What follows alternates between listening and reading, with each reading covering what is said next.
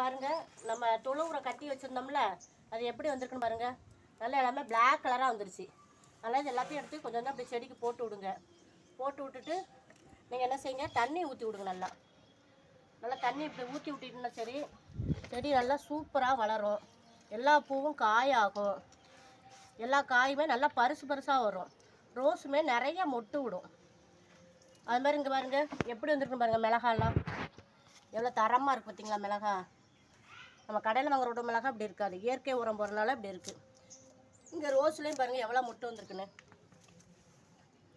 இங்கே இங்கே இங்கே இதில் பாருங்கள் எத்தனை மொட்டு வந்திருக்கு பாருங்கள்.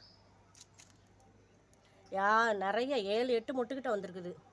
நல்லா தரமாக இருக்குது. இது வந்து தண்ணியுமே தக்க வச்சுக்கணும். வெயில் நேரத்துக்கு இந்த தொழு உரம் அவ்வளோ சூப்பராக இருக்கும். அதனால் எல்லாருமே இந்த தொழு உரத்தை பயன்படுத்துங்க. இயற்கை உரத்தை இது பண்ணுங்கள். உடம்பு ஆரோக்கியமாக இருக்கும். வீடியோ பிடிச்சிருந்தால் லைக் பண்ணுங்கள், சப்ஸ்கிரைப் பண்ணுங்கள் ஜோதி ஃபார்மிங்கை. தேங்க்யூ.